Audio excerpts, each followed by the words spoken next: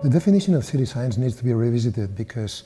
even though urbanism as a discipline has been existing for over the ages, centuries and millennia, for a long time it was not a cohesive profession or discipline, right? It was an amalgamation of multiple minor disciplines, and then some urban designers or city planners were trying to transform it into a cohesive system.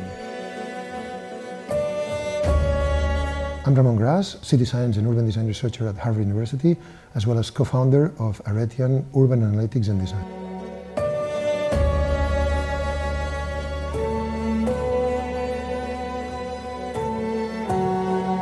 Over the last couple of centuries, there's been both theoretical contributions and also methodological contributions that have been helping shape city science as a proper modern discipline, if you will. In the 19th century, authors like Louis Duran or Ildefons Cerdà, they both made a substantial effort to ontologically define new concepts and to measure the qualities of these different design typologies. In recent times, despite all the efforts throughout the 20th century by multiple authors, many of them,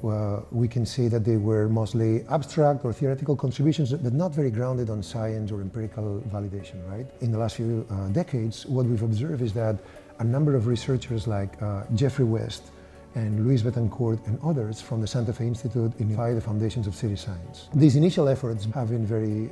valuable. However, they were mostly focused on cities as an aggregate icon, right? So the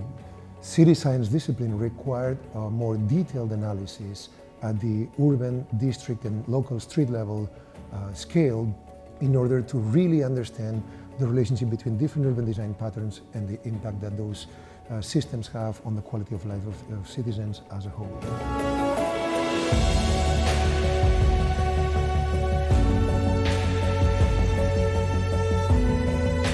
The structure of the book, City Science, is built around the hero's journey of Joseph Campbell. There's the 12 stages of the hero's journey, and what that follows is essentially the reader's journey from considering what is the current status of city science and urbanism at the beginning of the 21st century,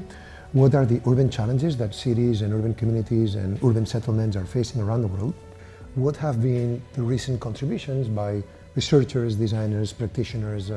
and members of the community from both a theoretical and a pragmatic standpoint, and then identifying some of the limitations of the pre-existing methodologies that have been hindering the ability for designers, planners, and urban development leaders to really go beyond some outdated mechanisms. As a result of that, we wanted then to present how this combination of deductive reasoning techniques with inductive bottom-up reasoning, data science methods, and abductive reasoning systems to shape theoretical and scientific hypotheses, we can break through the stagnation that city science has been suffering from in recent years and decades and open a new path for an alternative manner of evaluating, visually describing, drawing, and analyzing and understanding the cause and effect mechanisms in urban settings. When we understand them properly, by means of complex systems and network theory principles, we can then identify how we can jump from the territorial diagnostic of a given city, neighborhood, or environment into the design, zoning, and economic development strategies that can help overcome those problems and urban challenges and generate an urban environment where we raise the quality of life of citizens as a whole.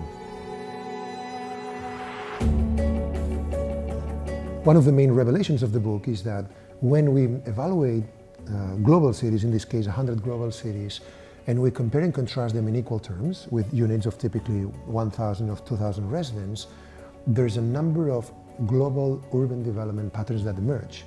And we can observe that some of these different typologies of cities have global shared characteristics and features around the world. Then we can deploy when we need to either design an ex novo environment, as well as what are the types of urban design and economic development strategies that urban leaders can follow around the world to increase the quality of life of citizens, to increase the access to critical services and amenities, to reduce the carbon footprint from an hydric, energy and material infrastructure perspective, and to create more beautiful, more accessible, more efficient and more sustainable cities around the world.